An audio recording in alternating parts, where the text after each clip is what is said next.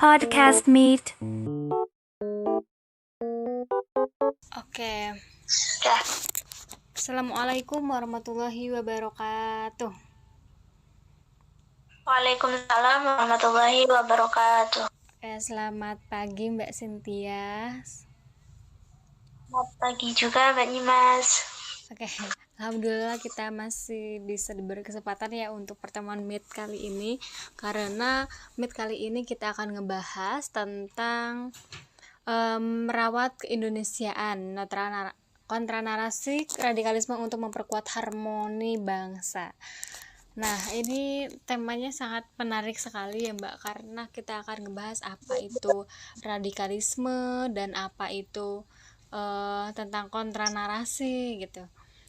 Oke, kita langsung lanjut aja ke pertanyaan ya Mbak Cynthia. Iya, siap Mbak.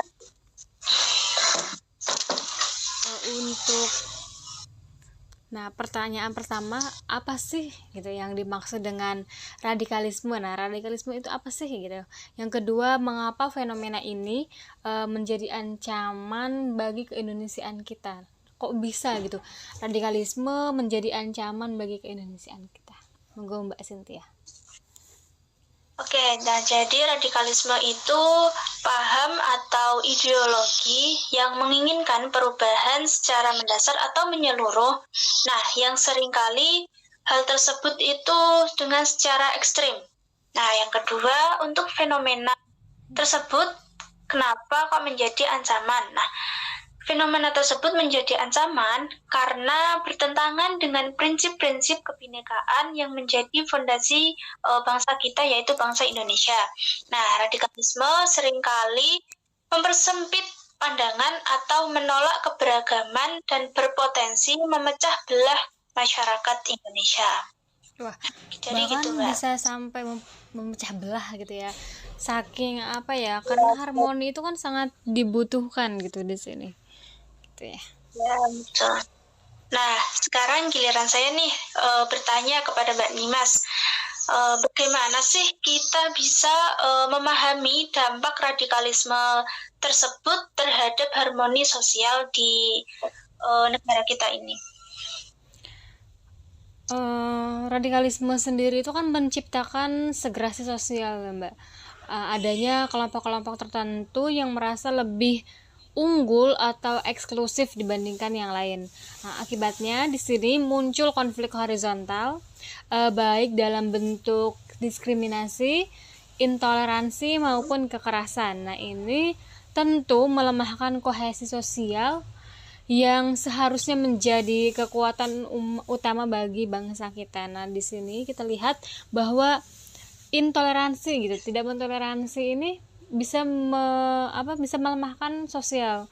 Karena kan satu harmonisasi itu atau satu harmonis itu gak mungkin akan terjalankan jika seorang itu tidak saling menghargai atau mentoleransi satu sama lain gitu. Makanya itu akan membentuk bahwa jika individu sendiri itu bisa harmonis, bisa saling menghargai, maka lingkungan, masyarakat, bahkan bangsa negara kita pun bisa harmoni gitu. Iya, betul, Mbak. Okay. Mungkin sekarang saya yang bertanya ya Mbak. Nah, saya bertanya nih ke Mbak Cynthia. Bagaimana sih atau dalam konteks merawat keindonesiaan, apa yang Mbak Cynthia maksud dengan kontra narasi radikalisme? Nah, kita kan tadi udah ngebahas radikalismenya. Nah, sekarang kita akan ngebahas tentang apa sih itu kontra narasi radikalisme. Oke, nah jadi kontra narasi radikalisme ialah upaya menciptakan narasi tandingan untuk melawan ide-ide radikal tersebut. Nah, dalam konteks keindonesiaan ini berarti mempromosikan nilai-nilai Pancasila, kebinekaan, toleransi, dan juga gotong royong. Nah, narasi-narasi ini harus mampu menarik hati masyarakat, terutama generasi muda, agar tidak berpengaruh oleh ideologi radikal tersebut. Jadi, yaitu kontra narasi menciptakan atau memunculkan tandingan untuk melawan ide-ide radikal tersebut. Oke, jadi ide-ide yang harusnya tidak ada gitu ya kan, karena masyarakat kita ini sangat sensitif gitu jika mendengar radikalisme, apalagi ini digabungkan dengan kontra narasi gitu. Kontra narasi radikalisme apa itu bagi mereka, orang-orang awam atau orang yang tidak tahu, bahkan orang yang tahu pun akan mencari tahu gitu apa itu radikalisme, kenapa ada kayak kontra narasi radikalisme gitu sampai segitunya dalam konteks ini gitu, dalam keharmonisan ini. Oke. Nah, selanjutnya saya ingin bertanya kepada Mbak Nimas, bagaimana sih menurut Mbak Nimas dan apa peran pendidikan dalam membangun kontra narasi ini? Oke. Peran pendidikan, kita ketahui bersama bahwa pasti sangat penting ya Mbak, pendidikan itu sangat penting dalam hal apapun untuk membangun suatu generasi gitu.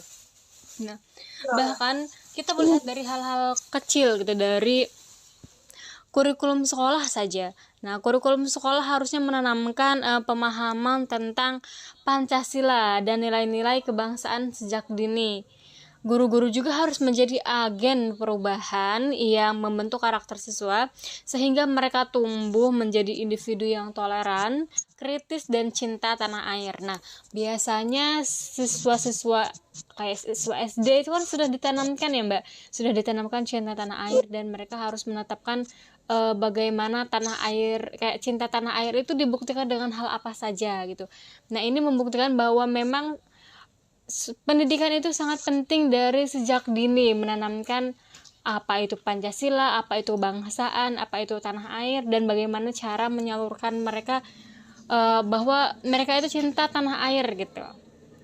Seperti itu Mbak. Nah, baik Mbak. Kita masih menyambung ke pendidikan Mbak. Saya akan bertanya gitu.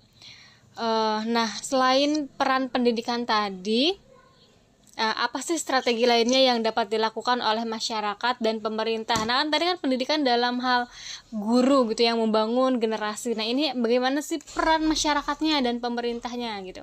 Oke, monggo Mbak Cynthia.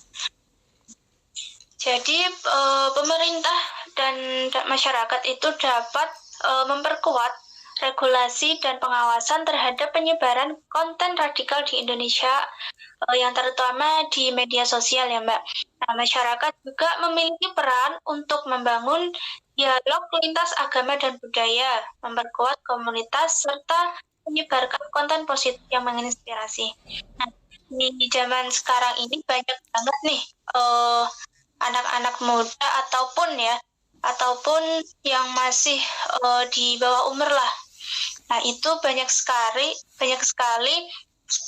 menerima informasi itu hanya setengah-setengah saja dan tidak menyeluruh.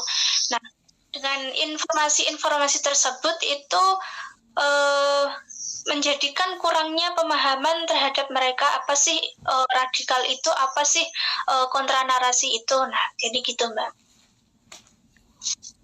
Oke, saya ingin menyampaikan satu hal dulu ya Mbak. Jadi dalam konteks radikalisme yang kita bahas ini dengan kontra narasi radikalisme, bahwa ternyata kata radikalisme itu banyak kontraknya gitu dengan satu hal yang dinarasikan dalam radikalisme, bahwa yang kita bahas itu kan radikalisme itu kan pemahaman tentang ideologi. Nah, sedangkan masyarakat itu menyimpulkan bahwa radikalisme itu satu hal yang sulit atau satu hal yang wah ini sudah tidak baik atau satu hal yang buruk gitu dalam radikalisme, bahwa mereka beranggapan radikalisme aja mereka beranggapan itu adalah sudah jelek gitu, padahal radikalisme sendiri itu kan adalah ideologi yang dikembangkan gitu, yang dimanfaatkan gitu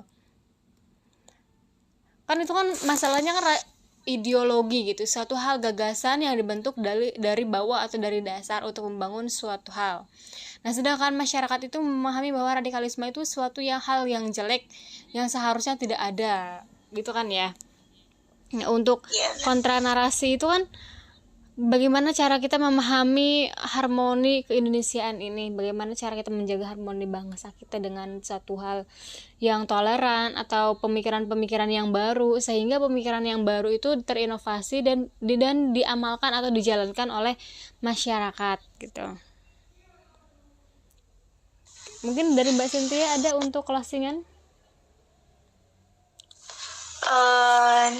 Untuk closingannya, kan tadi udah dijelaskan dari awal apa itu radikal, apa itu kontra narasi, dan juga bagaimana kita untuk merawat harmonis di Indonesia tersebut. Nah, jadi ya itu cukup untuk bisa dipahami, apalagi nanti ini podcastnya mau diunggah ke YouTube. Nah, semoga nanti dengan podcast ini bisa membantu masyarakat untuk lebih lanjut memahami tentang radikal dan juga kontra narasi. Oke, mungkin pembahasan kita di sini saja ya Mbak, cukup sampai sini. Nanti kita akan ditunggu podcast-podcast kita selanjutnya yang lebih menarik. Semoga podcast kita ini atau pembahasan kali ini bisa bermanfaat untuk kita semuanya, dan terima kasih juga ke Mbak Cynthia. Oke, mohon maaf bila ada kesalahan dari saya sendiri. Wabillahi taufiq wal hidayah. Wassalamualaikum warahmatullahi wabarakatuh. Waalaikumsalam warahmatullahi wabarakatuh.